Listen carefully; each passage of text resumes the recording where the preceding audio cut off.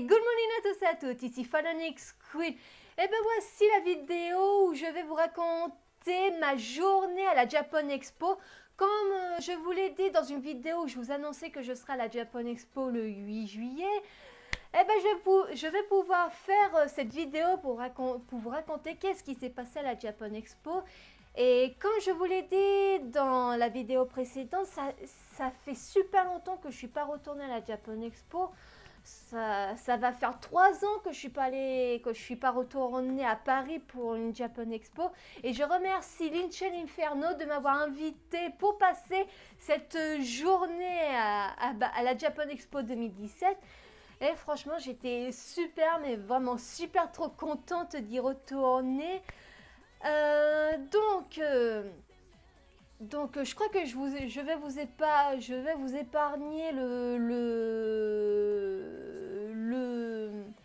jour J où nous sommes partis parce qu'on a quand même fait 2 heures de route entre Rouen et Paris. 2 heures de route, ça fait quand même beaucoup. Donc, enfin bref. Donc, nous sommes retournés à la Japan Expo et putain, j'avais complètement oublié qu'à la Japan Expo, il fallait qu'on traverse un sorte de grand hangar où on devait zigzaguer. Ça, c'est le truc que j'ai jamais compris, c'est pourquoi tu dois faire des zigzags pour aller de l'autre côté. Pourquoi on ne fait pas tout simplement une ligne droite? Mais une fois que j'ai regardé à droite et à gauche, je me suis rendu compte que pour les raisons lesquelles il y avait les zigzags, c'est parce qu'il y avait plusieurs chemins. Tu avais le chemin où tu allais directement à la sortie du hangar et tu avais un autre chemin qui permettait à ceux qui passaient la journée ou le week-end à la Japan Expo, il y a des vestiaires où les personnes pouvaient se changer, mettre leur cosplay, maquillage, accessoires et vice versa. Mais un truc que je me rappelais pas, c'est qu'on devait traverser, deux hangars, deux bâtiments. La partie où on devait zigzaguer et une autre partie où c'était carrément bordélique. Il y avait 4 chemins différents et nous on avait pris un des chemins qui nous permettait d'acheter les billets de la Japan Expo en liquide, car malheureusement c'était plus possible de les acheter en ligne, donc du coup on les avait achetés sur place. Une fois qu'on avait nos billets, on a pu enfin entrer à l'intérieur de la Japan Expo et putain, j'avais complètement oublié à quel point il y avait beaucoup de monde et beaucoup de stands à regarder, à zioter, à acheter les figurines, les posters, les DVD. Putain, il y en avait partout. J'avais complètement oublié à quel point c'était immense et qu'il y avait beaucoup de personnes et beaucoup de stands. Donc du coup, avec Linchen Inferno, nous sommes rentrés plutôt dans la Japan Expo. Et la première chose que nous avons fait, c'est faire le repérage sur les stands qu'on visait spécialement. Moi je visais le stand Noob pour que je puisse faire dédicacer les images de Fred qui joue Sparadra et Destoy dans Noob et Warp Zone Project. Et nous et pour Linchen Inferno, on devait essayer de trouver le stand de Pierre-André qui joue Tenshirok dans la série et un anti-héros et un anti-méchant dans Warp Zone Project, que malheureusement il n'a pas de nom, mais on espère que Fabien, le réalisateur de la série, trouvera un nom qui pète dans la 2e saison. Donc, une fois qu'on a fait tout le tour des stands pour essayer de faire le repérage, Linchen Inferno contacte Pierre pour nous dire où se situe exactement son stand.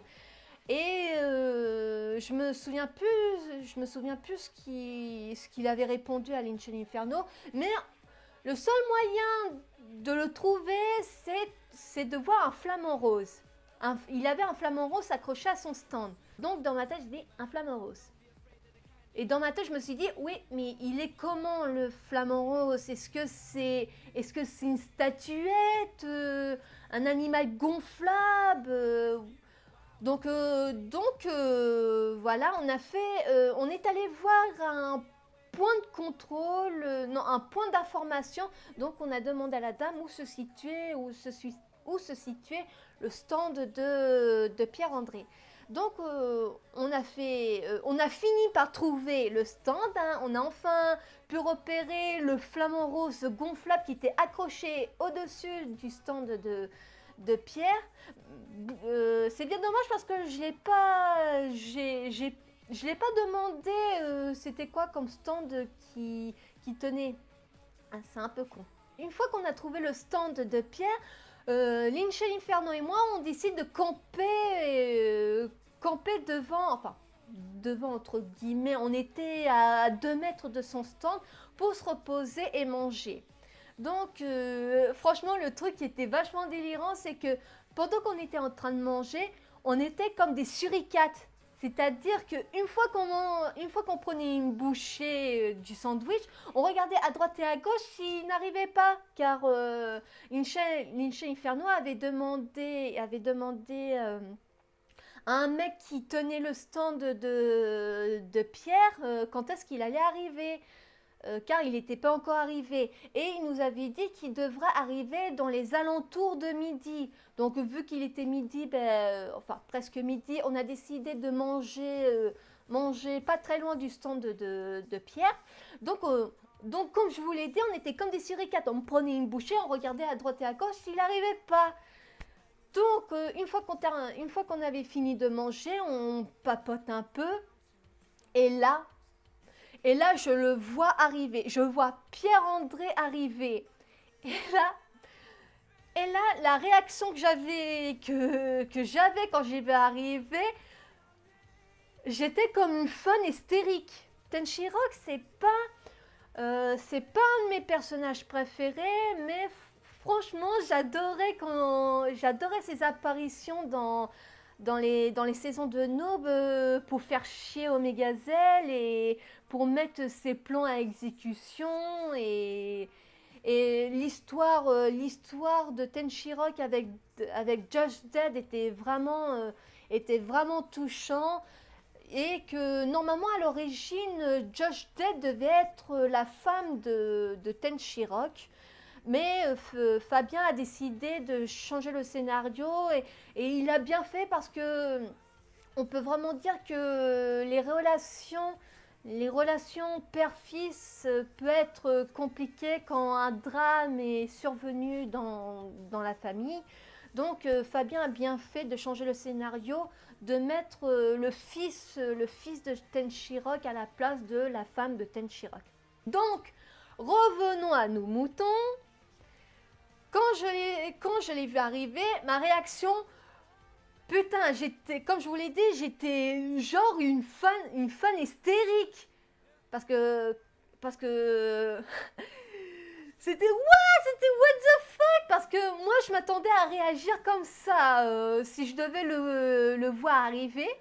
Hey, Lince, il y a Tenchirock qui est arrivé, on va pouvoir aller le voir. J'ai réagi comme ça. Oh my god, Lince, il y a Tenchirock qui est arrivé, oh my god, il est arrivé. Bien sûr, je tiens à préciser que je n'ai pas gueulé quand je l'ai vu arriver, je l'ai fait à voix basse. Oh my god, Tenchirock est arrivé, Lince, il y a Tenchirock qui est arrivé. Donc on a rangé nos affaires et on est allé le voir. Et quand on était en face de lui, putain, oh my god, j'avais le cœur qui battait la chamade et j'étais toute excitée. J'étais toute excitée de voir Pierre-André en face de moi, alors que normalement ça devrait être Lince qui devait être toute excitée. Ben, c'était moi qui étais toute excitée. Mais non, mais Lince, elle était posée, calme. Moi j'étais toute excitée et j'ai pris en selfie Lince Inferno et Pierre-André ensemble et le le truc qui était absolument pas prévu, c'est que je me prenne un selfie avec, que je prenne enfin, que Pierre et moi on se prenne en selfie. C'était pas du tout prévu, mais j'étais trop contente, quoi. J'étais trop contente d'avoir eu le selfie avec Pierre-André que je regrette absolument pas. On lui a posé quelques questions concernant Warp Zone Project Rebirth, qui va s'appeler, comment va s'appeler la deuxième saison, qui va être un one-shot qui va conclure la première saison, que c'est un peu dommage, j'aurais bien voulu que ça soit une série avec plusieurs saisons, mais voilà, c'est le choix de Fabien, il faut la respecter. Donc Pierre-André a bien validé que son personnage sera dans la saison 2 de Warp Zone Project.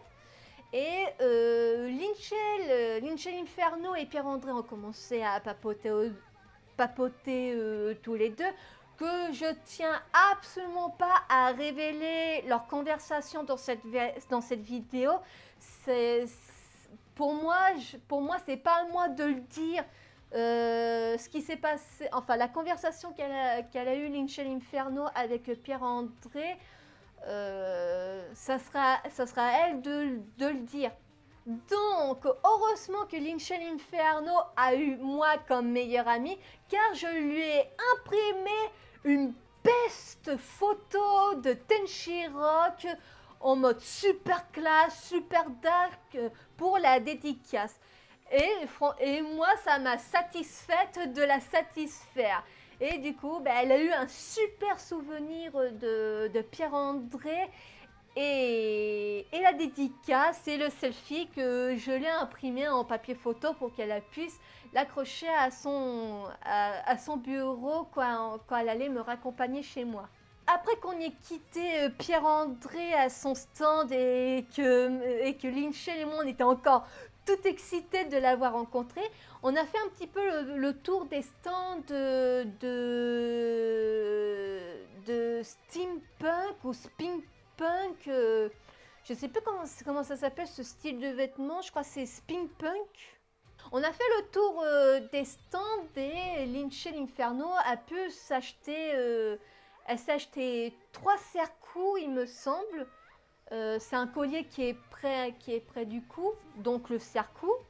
Et on est retourné au stand où ils vendaient une super figurine de Link du jeu La Légende de Zelda Brink of Life. Désolée, je joue pas au jeu Zelda et je ne saurais pas comment prononcer correctement le titre du jeu. Et après, il était presque 13h30, donc on devait aller au stand de Noob pour que je puisse moi aussi avoir ma dédicace de Fred dès le selfie avec lui. Je vais pas vous mentir qu'on a un petit peu galéré à trouver le stand de Noob. Mais en cherchant bien, en suivant les lignes qui étaient posées par terre, on a suivi une des lignes et là on voit le stand avec la pancarte marquée web série. Après, oh putain, je me suis sentie soulagée. On a enfin trouvé le stand, des web séries françaises. Donc on a fait le tour des stands et là on a enfin trouvé le stand de Noob. Alors, je crois que c'était pas encore l'heure de Fred d'y aller, donc je crois qu'on a attendu un petit peu avant de faire la file. Une fois c'était l'heure, on a fait la file. Et moi j'étais avec les photos de Sparadrap de Destoy dans ma petite pochette avec le stylo. Avec le stylo en argent pour que Fred puisse faire la dédicace, parce que je sais que les dédicaces ils le font avec un feutre noir et j'avais peur que ça ne se voyait pas trop sur les photos que j'avais choisies, parce que quand même il y a un effet noir sur les photos, donc du coup j'ai pris un stylo en argent. Et là pendant tout le long de la file d'attente on attendait. Et là, je vois je vois de loin, je crois que je devais être à 2 mètres de lui. Je le vois et je l'ai reconnu avec sa chemise et sa barbe soyeuse. J'arrivais à le voir au loin, je me suis dit, oh putain, c'est Fred, putain, c'est Sparadrap. J'étais toute excitée. Même chose avec Pierre-André, j'avais le cœur qui battait la chamade. J'étais excitée. J'ai dit, oh my god, j'ai dit, oh putain, j'y crois pas, la Fred qui est là. J'avais trop hâte de le voir, mais d'un côté, j'avais pas trop envie de le voir parce que j'étais trop excitée. Mais il fallait que je voie parce que c'était la seule et unique... le seul moment où je pourrais le voir en face à face. Voilà, j'ai trouvé, c'était le seul moment où je pourrais le voir en face to face. Donc, une fois qu'on est arrivé devant Fred, j'étais complètement excitée et intimidée par Fred parce que franchement, c'est un de mes personnages préférés dans Noob et Warp Zop Zone Project. J'étais toute excitée de le voir et franchement, c'était complètement débile quand je suis allée le voir parce que... Voyons voir. Ah oui. Je tenais ma pochette avec les photos de Fred dedans, comme ça. C'était n'importe quoi. Peut-être je voulais cacher mes joues parce que je crois que j'étais en train de rougir pendant j'étais devant lui. J'étais comme ça, j'ai dit oh putain, je suis trop content de te voir Fred. Oh putain, il était vachement adorable. Il était vachement adorable avec moi et Pierre-André aussi, il était adorable avec nous de prendre un peu son temps pour qu'on discute un petit peu avec lui. Et Fred était vachement adorable avec nous. Ah, il m'a pris dans ses bras et après on a fait le selfie. Bon, en tout cas, c'est un peu normal, hein. Faut bien satisfaire les fans, hein. Oh putain, j'étais vachement trop contente du selfie et de la dédicace que je les ai accrochés juste à côté de moi. Et franchement, à chaque fois que je repense à la rencontre de Pierre-André et de Fred, ah putain, j'ai le sourire aux lèvres, franchement, j'étais trop contente. Par contre, un truc que j'étais un petit peu déçue parce que je voulais avoir aussi une dédicace de Mathieu qui joue Istos, donc le petit frère de Sparadrap. Et Mathieu était en train de tenir le stand de Noob avec les livres, les BD, les peluches, les posters et les bouquins. Donc voilà, je voulais pas le déranger dans le stand parce que je me suis dit si je lui demande de faire un selfie et la dédicace, tout le monde va venir le voir pour le dédicace et les selfies, donc du coup ça va le ralentir sur les ventes des stuff de nous. Donc du coup, je suis pas allée le voir, mais j'espère que la prochaine fois il sera au stand de dédicace. Mais je m'en plains pas, j'ai eu mes 2 dédicaces de Fred. Et du coup, j'étais trop contente d'avoir vu Fred et mes dédicaces et les selfies que j'avais postés sur Twitter et Facebook. Et du coup, on a campé devant le stand de nous car je voulais avoir aussi une dédicace de Anne-Laure qui joue Gaïa dans Noob. Et on s'est posé sur les escaliers et on savait que la prochaine dédicace avec Anne-Laure, je crois que c'était à 15h30. Donc on a attendu, on a discuté avec Lynch et Inferno, on a regardé les achats qu'on avait fait. Et donc le stand Noob était fermé. On a attendu 15h30 pour la dédicace avec Laure. Donc on voyait les acteurs arriver au loin. Donc je voyais Omega Zell, Précieux et Raphaël. Et je voyais pas Anne-Laure. Donc je me suis dit, bah merde, c'est bizarre, Anne-Laure est pas encore arrivée. Donc je me suis dit, elle est peut-être en retard, elle va pas tarder à arriver. Donc on a attendu 10-15 minutes, voir si elle arrivait. Ben non, Anne-Laure est pas arrivée au stand de dédicace de Noob de 15h30. Et du coup, en regardant le planning des dédicaces, eh ben, en fait, Anne-Laure était là, mais que le matin. Donc, je vais pas vous cacher, ça m'a fait un petit peu chier de pas avoir de pas avoir eu ma dédicace de Anne-Laure et de discuter un petit peu avec elle. C'était vraiment dommage. Mais bon, je me suis rappelé où se situait le stand de Noob. Et le stand de Noob se situait face du restaurant l'Hippopotamus. Ouais. Donc l'année prochaine, je saurai où se trouve le stand Noob. Et cette fois, je l'aurai, ma dédicace et mon selfie avec Anne-Laure. Je l'aurai. Donc voilà, j'ai pas eu Anne-Laure, mais j'ai quand même vu Pierre-André et Frédéric. Et franchement, je suis trop, mais vachement trop contente.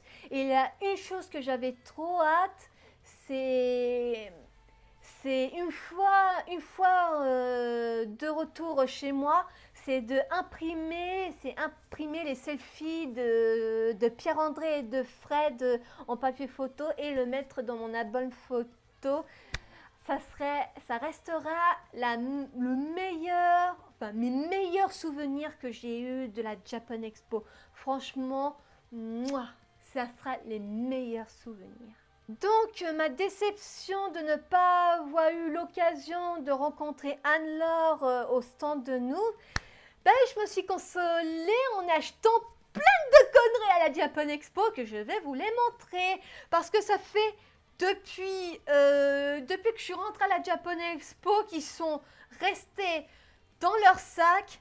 Alors, je vais pouvoir les libérer de leur prison et pouvoir les installer sur mon étagère. Donc, je vous propose de commencer d'abord par les figurines pop. Tadam! Eh oui, vous pouvez voir, enfin presque voir les figurines pop. J'ai l'impression de faire un unboxing. Alors, on va commencer par la série que je kiffe, iZombie, oh yeah! Donc, pour celui et celle qui ne connaisseraient pas la série iZombie, c'est l'histoire d'une meuf qui s'appelle Olivia Moore. Elle est médecin.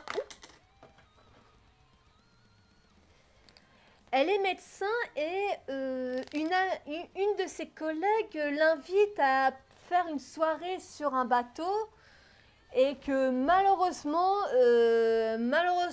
la soirée en bateau se transforme en apocalypse zombie.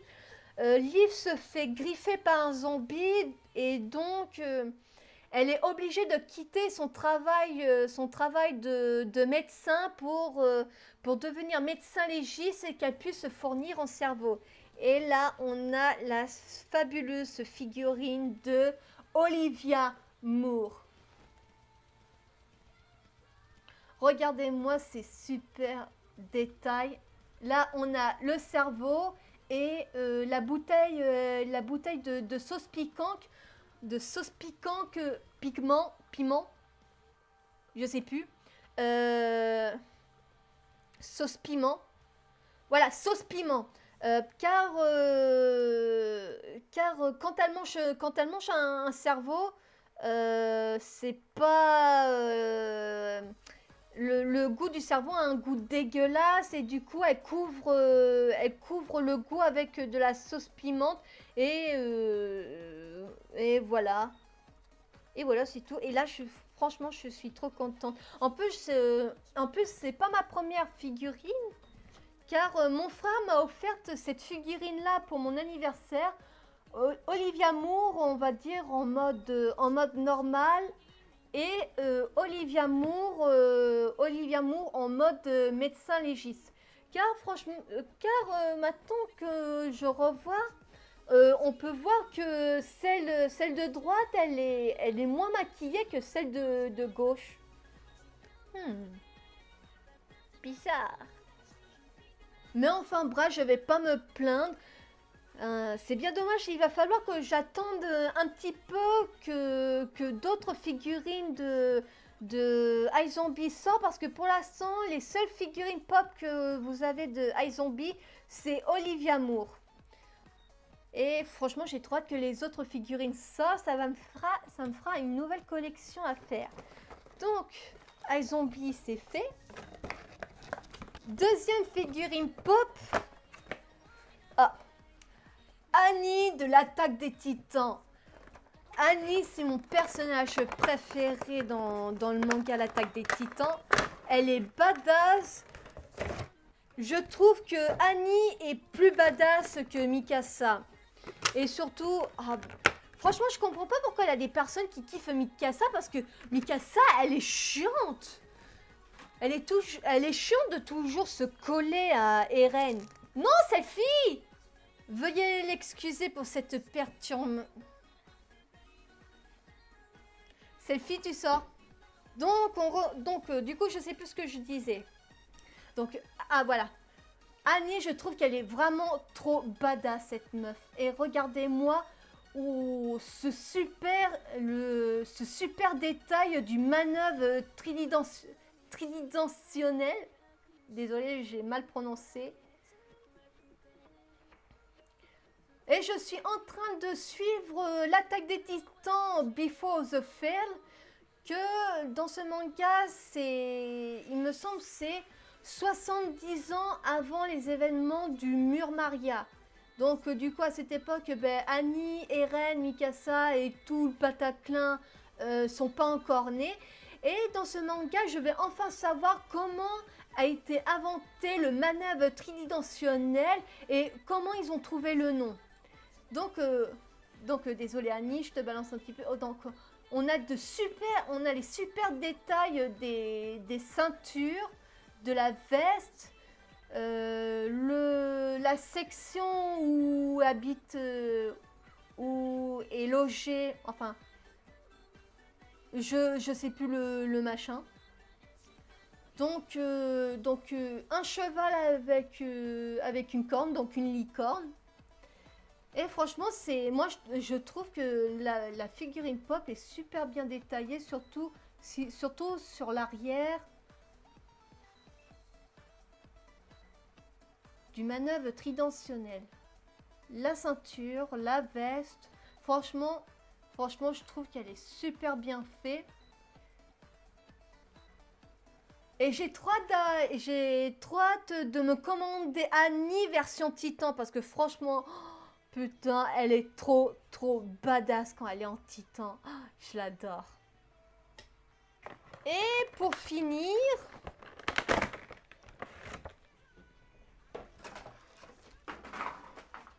Ok.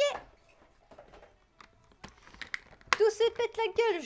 De toute façon, je vais ranger tout ça plus tard. Alors là, il fallait absolument que je l'ai pour compléter ma petite collection. Eredin de The Witcher 3. Waouh, il fallait absolument que je l'ai, même si j'aime pas les elfes et les scoliataires dans l'univers de The Witcher 3. Cette figurine, je dois avouer qu'elle est trop badass, de la mort qui tue. Regardez-moi cette tête de con. La figurine est super bien détaillée, on retrouve tous les détails de l'armure, de l'épée aussi, l'épée elfique. C'est super bien détaillé et j'ai hâte qu'il en fasse d'autres figurines pop de The Witcher 3, surtout Leto,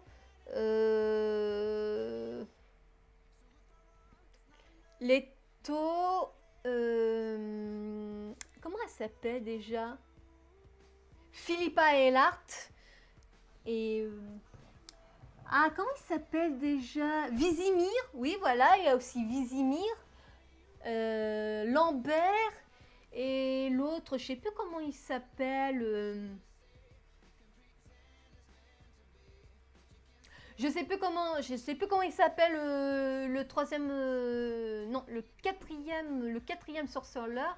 Donc voilà, j'ai ma petite collection de The Witcher terminée, mais je sais qu'il va en avoir d'autres qui vont sortir et j'ai trop hâte qu'ils sortent.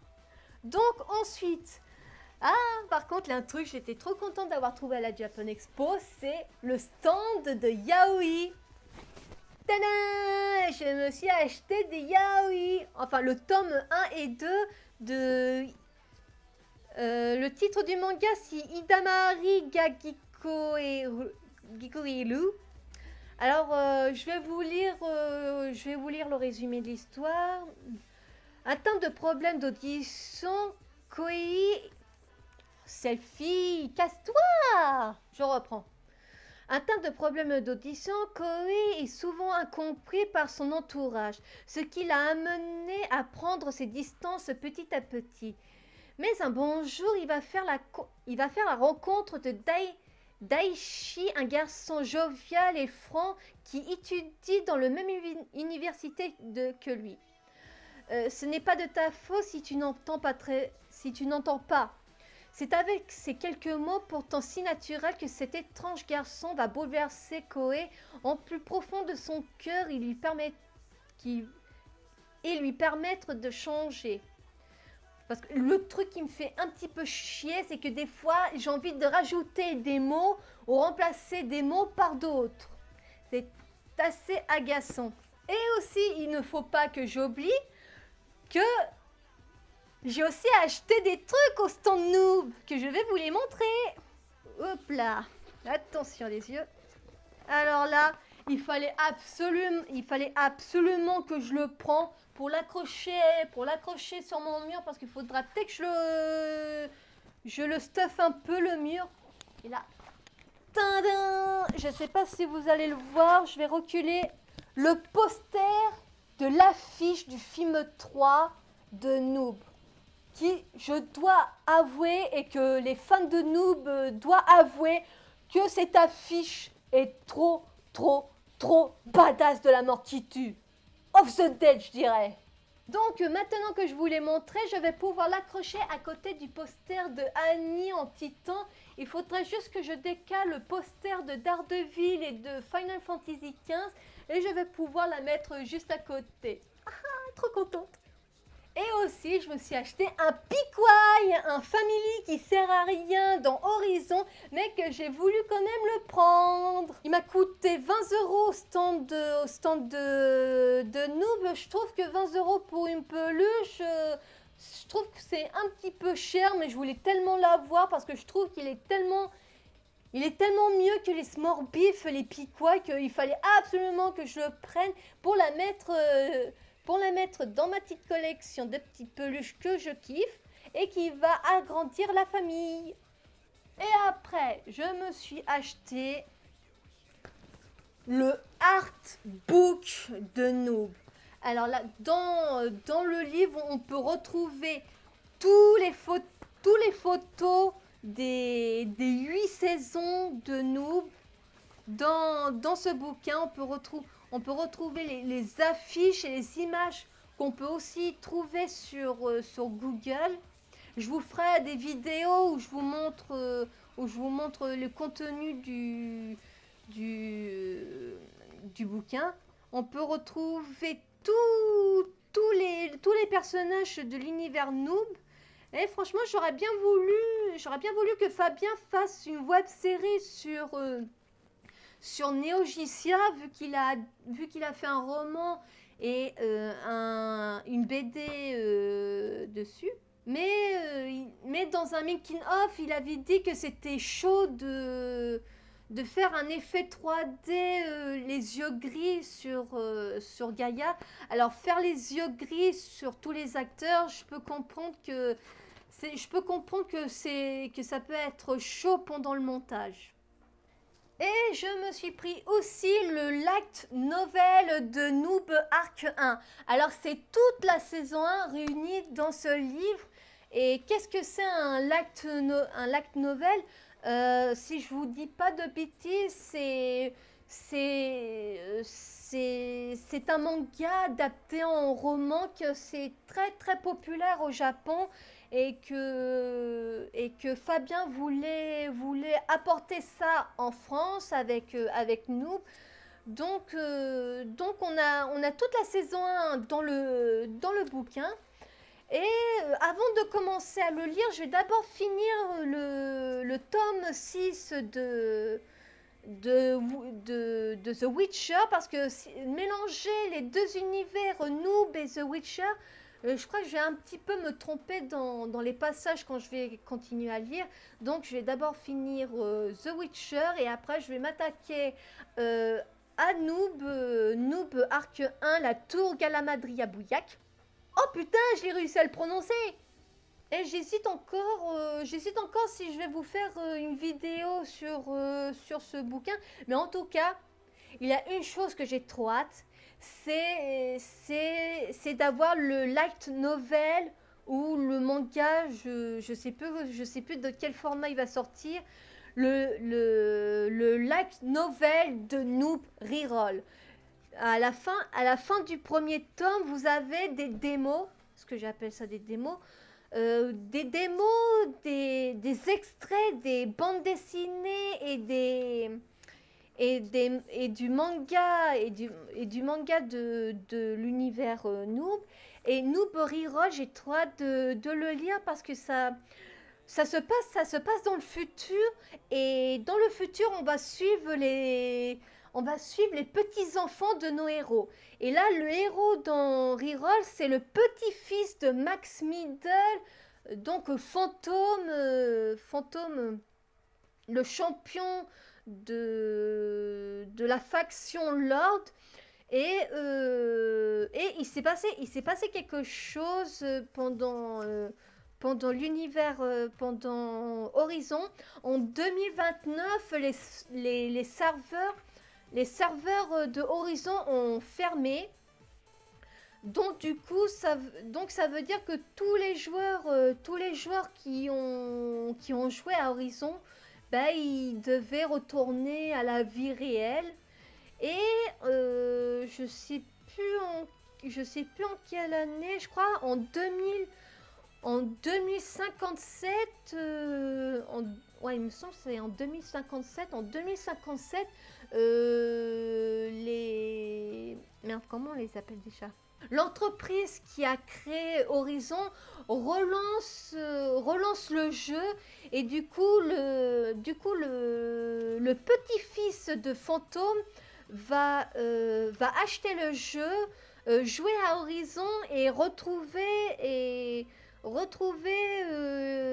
les traces de son grand-père. Je ne sais plus comment il a appelé ça, Fabien, dans sa vidéo de la description de la nouvelle version de Horizon dans Reroll. En tout cas, moi, une chose que j'ai trop hâte, c'est voir les petits-enfants des autres personnages. Parce que moi, je me demande avec qui Omega Zell a eu un enfant et un petit enfant, parce que franchement faut avouer, vu le caractère du bonhomme, hein, j'aurais un petit peu mal à croire que Omega Zell puisse se marier et avoir des gosses, à moins qu'il finisse avec Saphir, hein.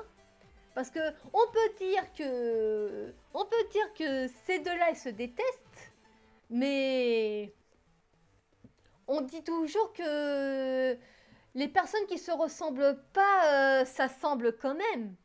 Et aussi Sparadra et Golgotha, s'ils ont eu des enfants ensemble, putain, mais j'ai trop hâte de les voir, de les rencontrer et de savoir avec qui sont les petits enfants de qui. Ah, et franchement, j'ai trop hâte de commencer à le lire. Franchement, il me donne trop envie de lire ce petit coquin-là. Et pour finir, je vous ai gardé le meilleur pour la fin. Attention, je crois que pour certains vont être choqués ou soit ils vont être vénères, mais tadam! La série intégrale en version originale sous-titre français ou version française, l'édition collector limitée de Sakura, la chasseuse de cartes. 15 DVD avec des bouquins qui expliquent les anecdotes de Sakura, la chasseuse de cartes. Il fallait absolument que je l'achète et que je vais mater tous les épisodes parce que Sakura, la chasseuse de cartes, on va dire que c'est le vrai manga que j'ai regardé quand j'étais gamine. Ah. Et franchement, j'ai trop hâte de commencer à le regarder. Parce que même celui-là, j'ai pas commencé à regarder les DVD parce qu'il fallait absolument d'abord que je vous fasse la vidéo de la Japan Expo avant que je commence à le regarder. Et là, oh, franchement, c'est une merveille. Je suis trop contente d'avoir pu télécharger, qu'est-ce que je raconte? D'avoir pu acheter le coffret édition. Je crois que j'en ai eu pour 25 € à la Japan Expo. Et 65, il me semble qu'il y a 65 ou 75. Je ne sais plus combien d'épisodes il y en a dedans. Et en plus, je vais enfin savoir comment le manga s'est terminé parce que je me souviens plus comment Sakura, la chasseuse de cartes, se termine. Le dernier souvenir que j'ai du manga, c'est quand Lionel dit à Sakura qu'elle l'aime. Enfin, qu'il l'aime. Non, qu'il l'aime. Oui, c'est qu'il l'aime. Oui, que Lionel dit à Sakura qu'il l'aime. Et voilà, c'était le seul épisode que je me suis rappelé de Sakura, la chasseuse de cartes. Et je sais absolument pas comment ça s'est terminé. Après, il faudra aussi que je regarde les films qui se passent entre deux épisodes. Ça, c'est un truc qu'il faudra que je me rappelle. Et aussi, je sais plus si je l'ai dit. Ah oui, je l'ai dit. J'ai jeté un coup d'œil sur les livres qui racontaient les anecdotes du manga et du mangaka. Un truc, j'ai été choquée, c'est que Lionel et sa cousine ne sont pas japonais, ils sont chinois.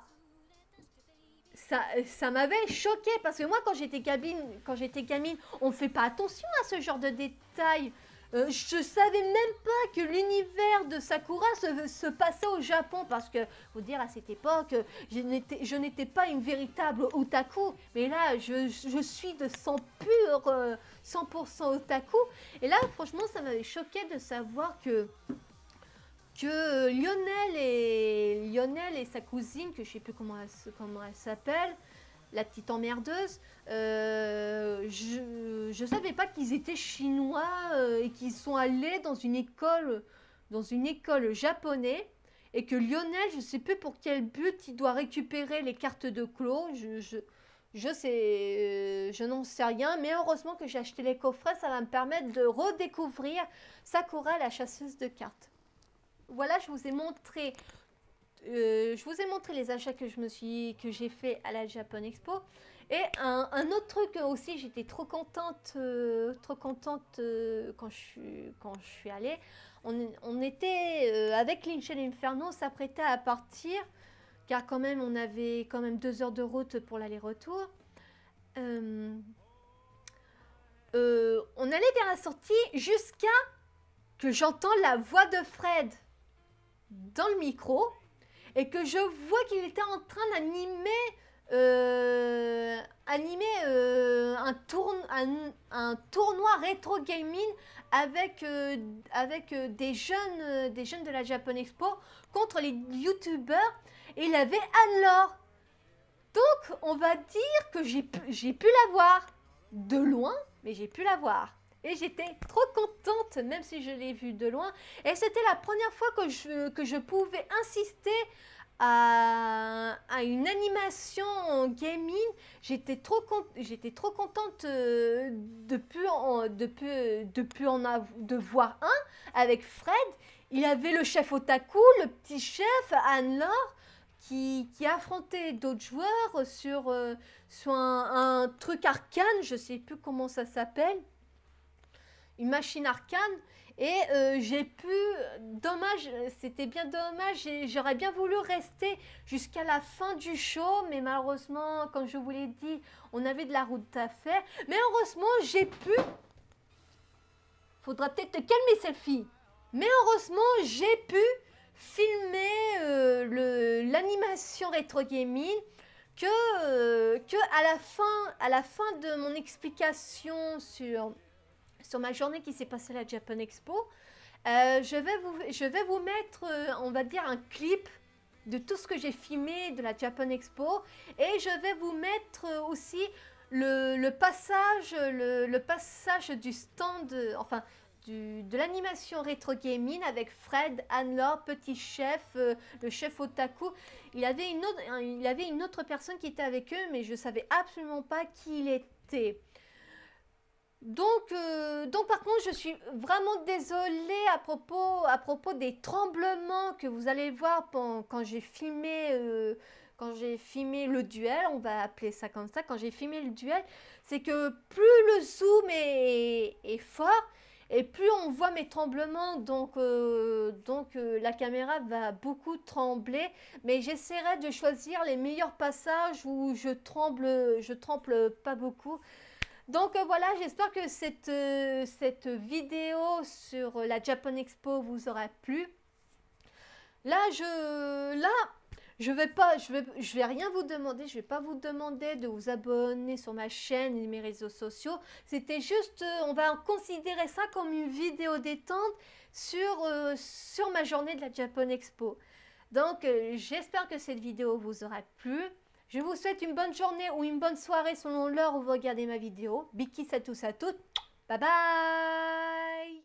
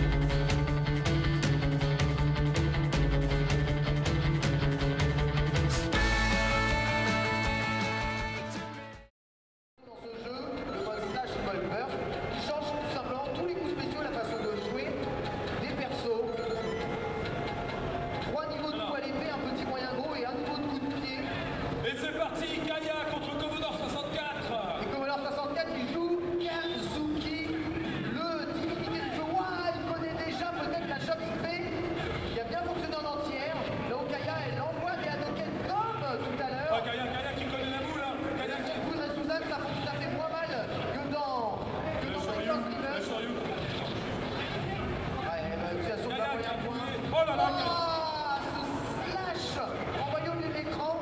L'interception aérienne de la part de Commodore 64. Il n'a pas des grosses positions, mais ça joue simple avec les moyens. Oh là là là là, ce Andy Suzanne, encore une fois. Les projectiles sont cassés. Et il y a ma petite pointe. Oh, il tacle le burst, Commodore. Mais il prend son touré de Suzanne. Encore une victoire.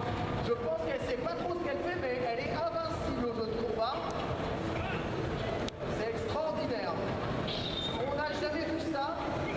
Elle arrive à faire tous les coups spéciaux et le set pour la Suzanne qui d'abord te touche et ensuite voilà, te remet au sol. Attention, les coups de pied ne sont pas forcément les coups les plus efficaces dans le jeu.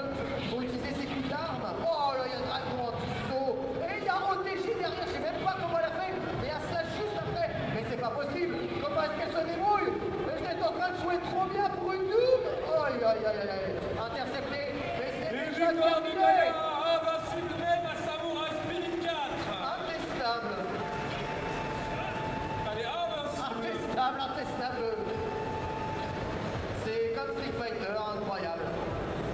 C'est comme Street Fighter. 1-0 pour la TV YouTube.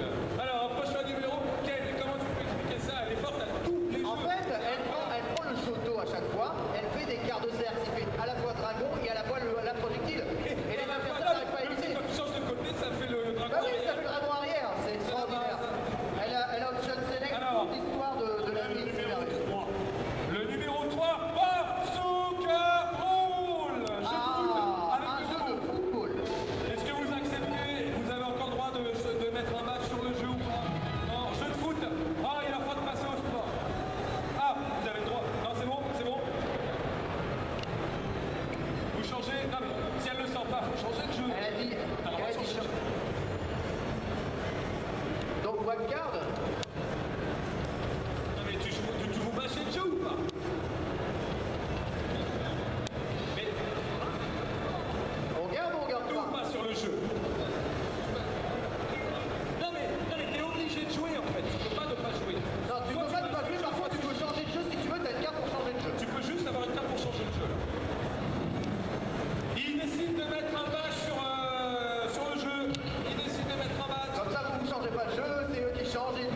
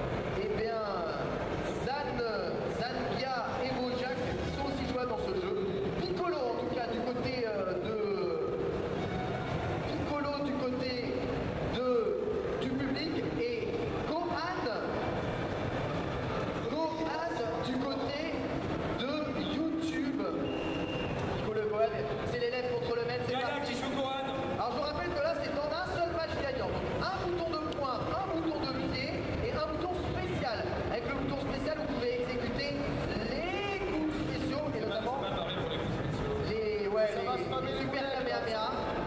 Vous voyez l'écran se split si vous êtes trop loin. Vous avez les gâchettes, donc les boutons L et R qui servent à dasher en arrière ou en avant. Et vous pouvez même vous envoler dans le sol. Voilà, là, Gaïa l'a trouvé. Ça va durer longtemps. Gaïa, si elle fait boule et qu'elle se baisse, elle évite la boule de Piccolo. Par contre, Piccolo prend la boule, tu vois. Regarde, il est stun. Il faut venir l'approcher parce qu'elle est trop loin pour venir le toucher. Trop loin. À distance, ça ne touche pas. Le projectile s'arrête. Et oui, c'est ça les jeux Dragon Ball à l'époque. C'est super fidèle, la vitesse et tout. La fidélité est totale. On attend tous avec impatience Dragon Ball Fighters, évidemment. Non, mais c'est mieux ça, bien sûr. Bien entendu, bien entendu. Allez, saut au gros pied, c'est balayé. Hein. Ils sont quasiment égalité. Je vous rappelle que c'est en un round. Hein. Attention, hein. C'est un seul round. Gaïa va-t-elle mettre 5-0 à la Team Japan Expo quand même? Elle a du mal à avancer sur les projectiles là pour le moment. Faut qu'elle se baisse, mais à chaque fois elle se fait toucher. Voilà, ça y est, elle a compris. Projectile, elle se baisse. Projectile, elle se baisse. Vous voyez, son adversaire saute pour éviter les projectiles à chaque fois. Bon, ça revient au projectile. Hein. Mais ils sont trop loin pour pouvoir réellement se faire mal. Balayette. La glissade hein, qui peut être très rapidement bloquable. La petite verticale gros pied. Piccolo qui vient à l'attaque. Mais c'est ce que ça suffira. C'est un combat entre un second pied et Il une réussit glissade. ses éviter avec talent. Ouais, j'avoue, ça se touche pas beaucoup. Hein. C'est assez violent. Glissade quand même. Gaïa qui est plutôt bien passé. Gohan qui renvoie un nouveau projectile. Glissade, il est dans le rouge là, malheureusement. Le public est dans le rouge. Et la glissade qui est toujours pas quittée. C'est gros point. Un gros point et c'est fini. Et Gaïa qui met 5-0. 5-0 à la Team de Japan Gaïa. Expo. Toute seule. On vous remercie d'être venus. Bravo. C'est terminé. Gaïa. Ouais. Elle a besoin d'une ostéopathe. Elle a besoin d'une ostéopathe. Elle a trop mal au Du mains. coup, sur scène, la team des top players pour la grande finale. Ils ont mis 5-0 chacun en demi-finale. On se fait un méga Shifumi pour savoir qui va en haut. On se fait, comme dans Dragon Ball, on se fait comme ça. Ah, allez, laissez-moi participer. Une chance sur 5. Où est notre dernier Ouais, laisse striker? jouer les autres quand même, un peu. On a trouvé notre boulot, on le garde. Du coup, la grande finale de RK Cup à Japan Expo à Nimessan. Allez, oh ça se défie, ça va mal parler. Ça se défie, les deux capitaines qui sont là, qui se parlent mal. Concours de pompe, non On va tout de suite lancer cette grande finale. Attention. Et j'aurai une petite surprise pour vous à la fin de la grande finale. On va bien Appuyer sur ton épaule, j'ai mal. on va jusqu'à 17h30, on peut rigoler. Le numéro, Pierrick. Alors, ce sera le numéro 27. Le numéro 27. Le numéro 27. Alien Challenge. Le pire jeu de combat de l'histoire de l'humanité. Voilà. Enfer.